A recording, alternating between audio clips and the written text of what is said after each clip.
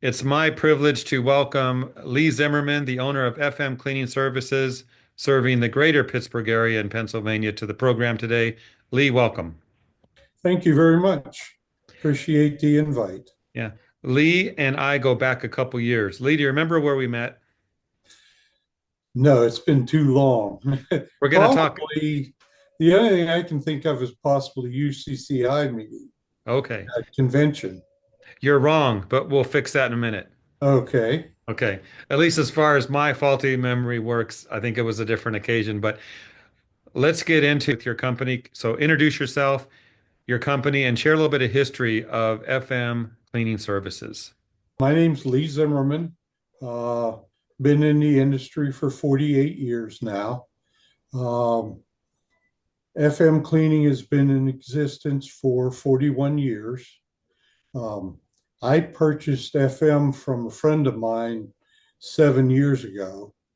I had retired and doing some consulting work, then um, bought FM cleaning and got back into it full time. Here's where we're going to talk about where we met. You were once the president of an organization. What was that organization? IICRC?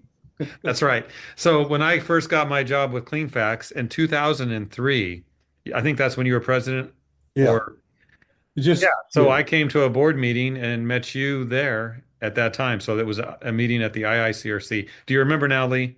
Yes, I do. I I was do. so green. I didn't know what to do. But you were very kind and welcoming, and you ran a great board of directors meeting. I remember sitting there watching that. I don't do that too much anymore, but I remember those days well. Yeah, thank you. Thank Yeah. you for the compliment. It was like herding cats sometimes. We had 27 board members at that time. I saw the hurting happen, and good for you for getting that done. And so many good presidents over the years, but I remember that one because you were the first one I got to work with. So you're unique in that way. Has I think also you've done some other things that are kind of cool besides what we're going to talk about, the cleaning industry. Didn't you run a theater at one time? Yeah, I actually ran a drive-in movie theater and an indoors movie theater I owned.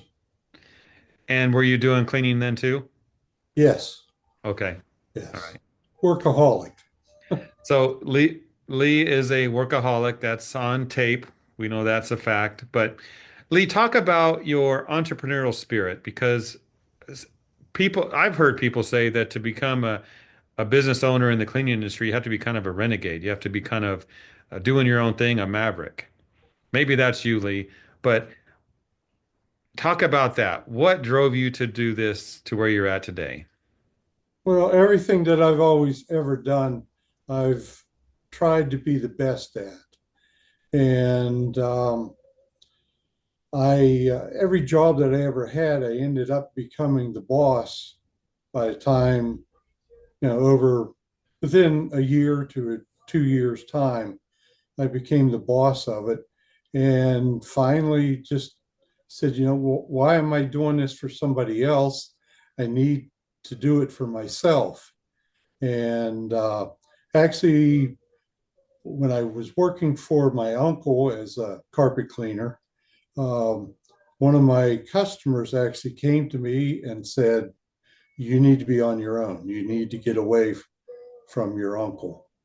And I, within a few months, I became his competitor. So talk about that from the early days when you got into business to now. How has growth been over the years? Well, we've grown from, a infancy of one truck. Now we run three trucks with a fourth one as a support truck, um, and stay fairly busy now. Um, the as far as uh, busy every day, you know, we got trucks out every day working, Mhm. so making a living. That's right. I remember I taught a class at Jim Pemberton's place. Pemberton's there in McKeesport, Pennsylvania. I believe one of your techs was in the class. Not sure what his name is or if he's still with you. But I remember you stopped in that day. It was great to catch up, but I could tell you were busy. You had stuff to do.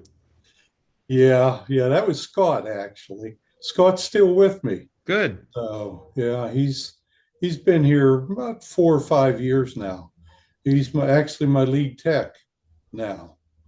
I So think he did pretty good in class. I think he passed the test. yeah, he did. He passed fairly high.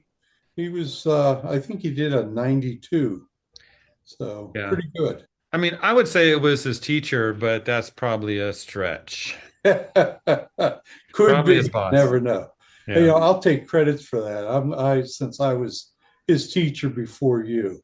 Yeah, I will transfer all credit to you, Lee. So you Yeah. hey, talk about your unique value in the industry. Thinking about your customers and how they really appreciate what you do. Do you feel that as part of your company's success? Yes, I do. With the company, what we do is we offer, actually, in my company, we offer a 100% guarantee um, of satisfaction.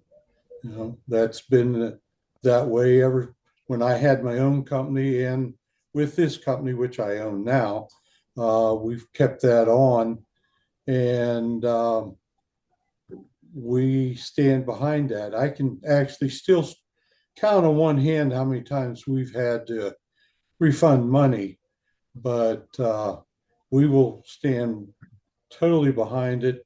Uh, I have a great team behind me that does a lot of work for me, makes me look good in the industry. And so, Yeah, I know when I Scott, your technician that took the class I taught, he was such a personable young man. That's what you're looking for in your employees. I could tell he was good with customers without even experiencing that, just the way he communicated and we were able to visit. So you have to be proud of your team. I'm extremely proud of my team, Mm. right from the office to the text to the work completed.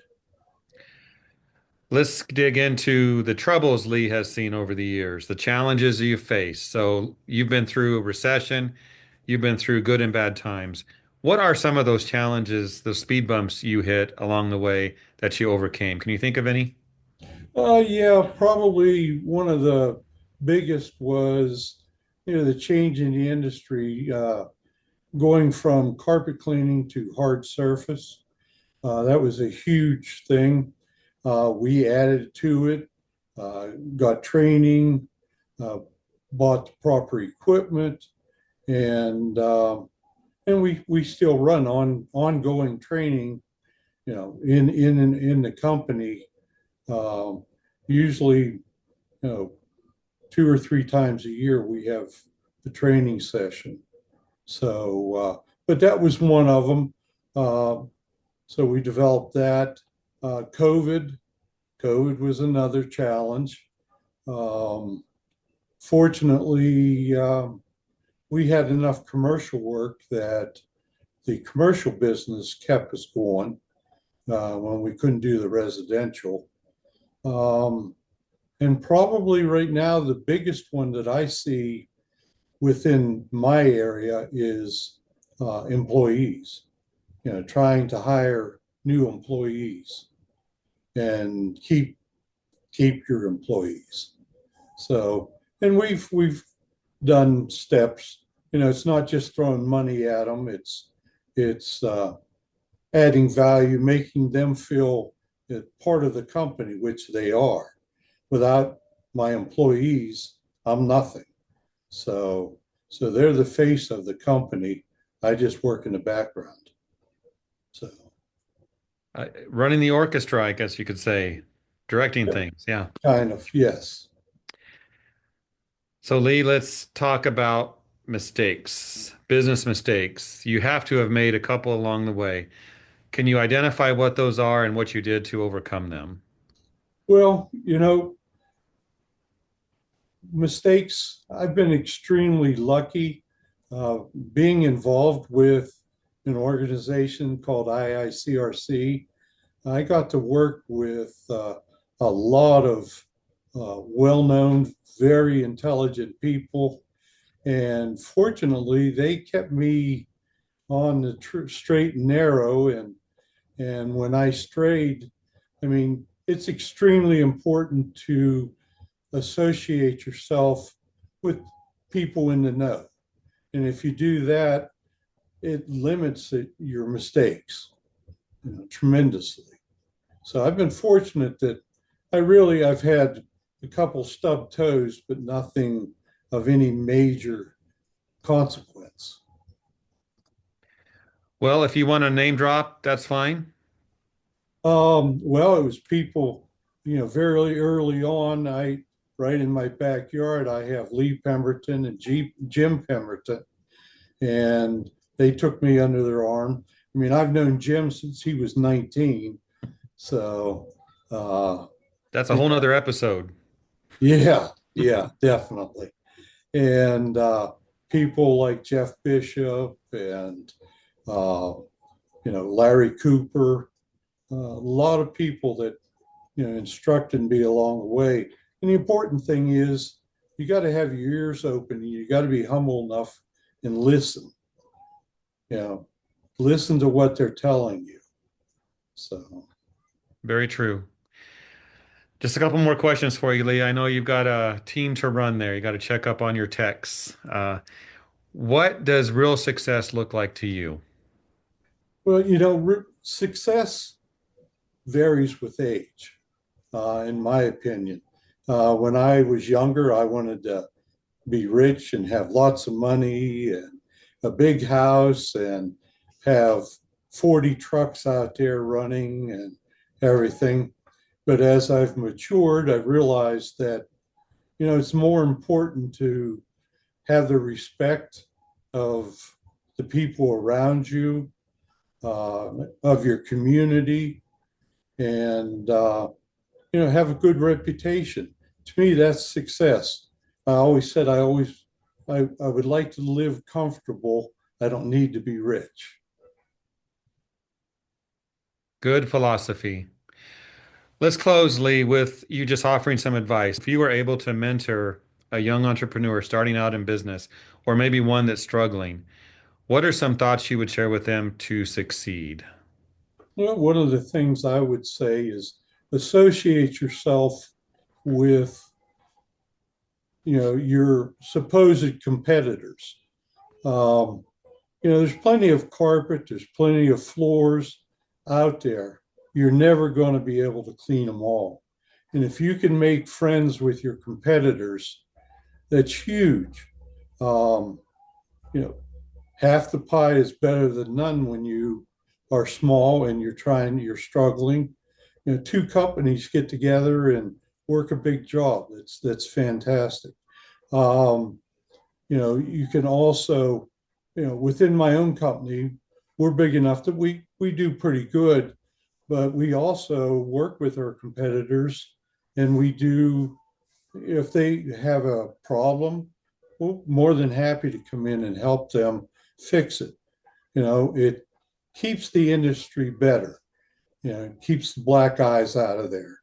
And another thing is to associate yourself with a networking group in your area, because business is business, and to associate yourself with many businesses in the area, not only will you pick up work, but you'll pick up tips.